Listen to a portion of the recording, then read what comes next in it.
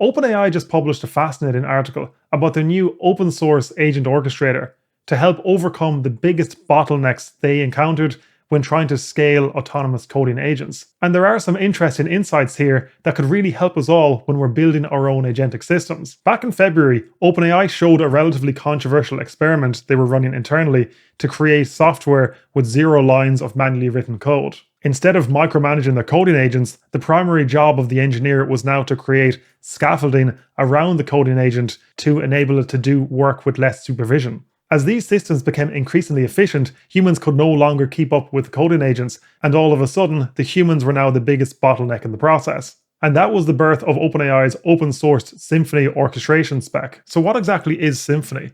Well, at its core, Symphony is an agent orchestrator that takes an issue tracker like Linear here and turns it into a tool that can trigger coding agents.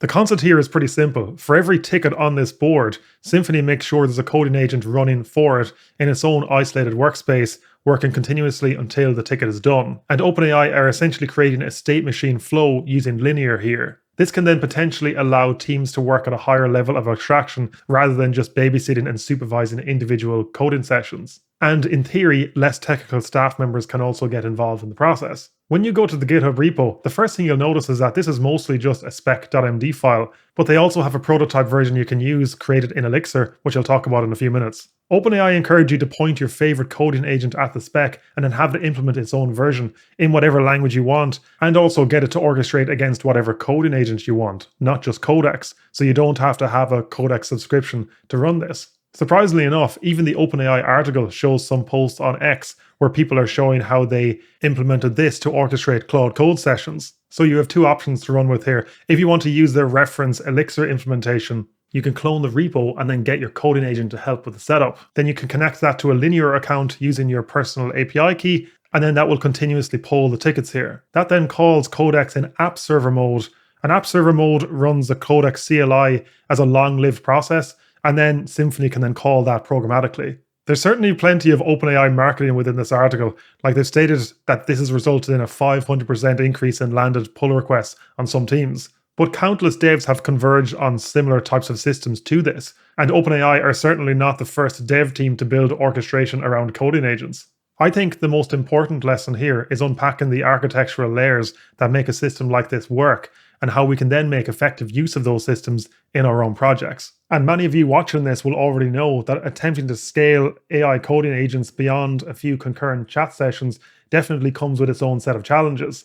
So you may be staring at a coding chat window wondering, how do I turn this into a reliable autonomous agent at scale for my project?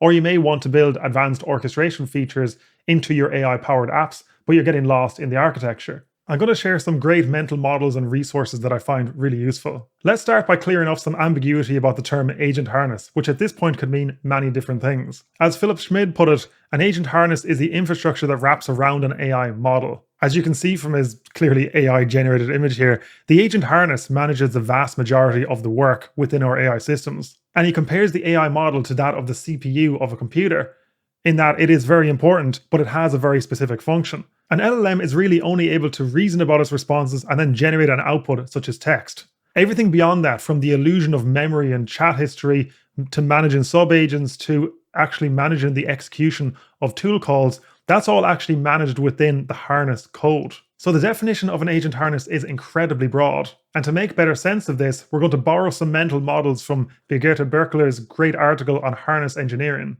where she suggested that we should view agent harnesses in two separate layers. The first is the inner harness. The inner harness is everything that ships inside your AI coding agent, whether it be Claude Code or Cursor or Codex. Of course, they're very powerful out of the box already. They ship inside with the ability to manage subagents, sandbox code execution, skills, hooks, tools, permissions, and more.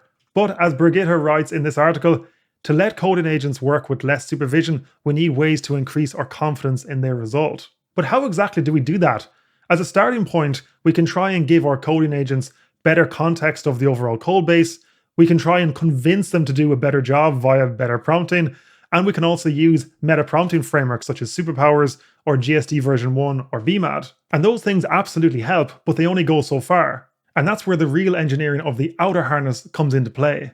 Coding agents such as Claude or Codex expose features that let us build an outer harness around them. And these harnesses are actual code that controls the agent lifecycle programmatically. So instead of using a meta prompting framework where we might ask the AI agent to reset the context, the outer harness can actually deterministically terminate the session, clear the context, read the task state from disk, inject the relevant files, and then work from there. So Ralph loops or projects like Gastown or Archon are all examples of systems that act as outer harnesses. In this article, it said that the harness acts like a cybernetic governor, combining feed forward and feedback to regulate the codebase towards the desired state.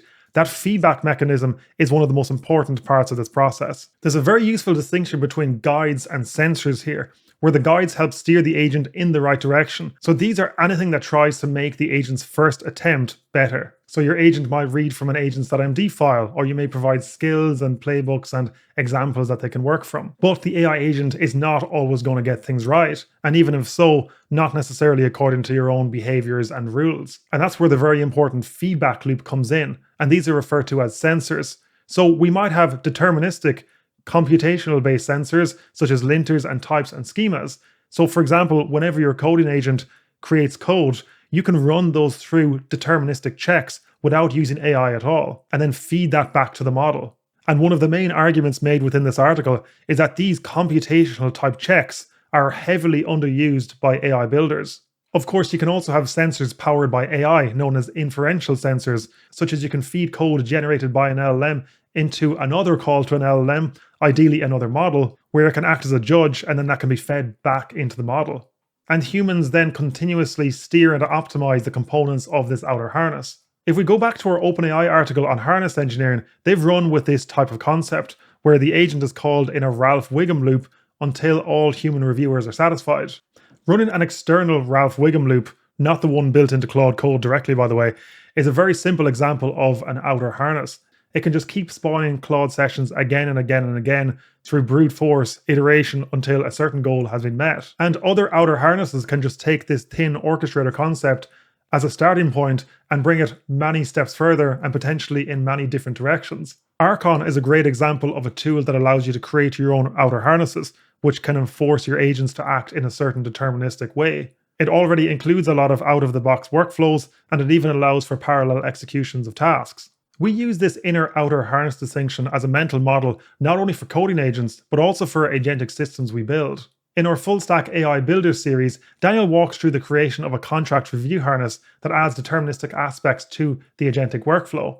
And this can essentially be seen as an outer harness, a configurable aspect that's layered on top of the inner harness core functionality of the agentic system. It can have guides and sensors that are automatically fed back into the agent, such as automated computational document checks that don't use AI at all, as well as inferential checks such as LLM as a judge. And these harnesses will lie on a spectrum between either being very deterministic or very probabilistic. That contract review harness tends to follow a very specific workflow, but many other harnesses will be a lot more open-ended, such as deep research harnesses. And these are essentially the opposite shape. They're broad, open-ended, and agentic throughout, but they can still have plenty of deterministic scaffolding around them, such as computational checking of citations, or multiple layers of LLM reviews before they're passed back for human review. As we start building upon the scaffolding on top of our AI agents, you may even consider that they start becoming their own layer on top of the mental model we've talked about already. And this layer could be seen as the overarching orchestrator or scheduler layer. And that's very much where OpenAI positions systems created using their new Symphony spec, as this is really multi-agent orchestration at a higher level. These are all mental models and metaphors. They just help our general understanding of the concepts, and the lines can very much be blurred between them. For example, Gastown is an orchestration framework where it takes the concept of a Ralph Wiggum loop, have many of them running at once, along with automated orchestration around those instances. And this can certainly get quite chaotic. But frameworks like this are trying to solve the problem of getting many agents to work reliably in parallel. And the two biggest issues that people face, other than their intense token usage and AI builds with systems like this, is twofold. It's making AI agents work reliably together without clashing, and adding in the correct human-in-the-loop layers where humans are in the most important parts of the process without micromanaging everything, because that becomes the biggest bottleneck. And again, that's where we come back to this Symphony spec. Symphony started with the concept that any open task should get picked up and completed by an agent, instead of developers managing codex sessions in multiple tabs. they made this issue tracker in linear and used that as the human interface. Those tickets then trigger the coding agent to work autonomously on those tasks as required and then report back to the user when required. If you want to get started with the Symphony open source spec, it's available on the GitHub repo linked below, and you can get your own coding agent to create an orchestration system based on this spec in whatever language you want, or you can also use their out-of-the-box demo example. In this video, we went through a lot of AI architecture concepts.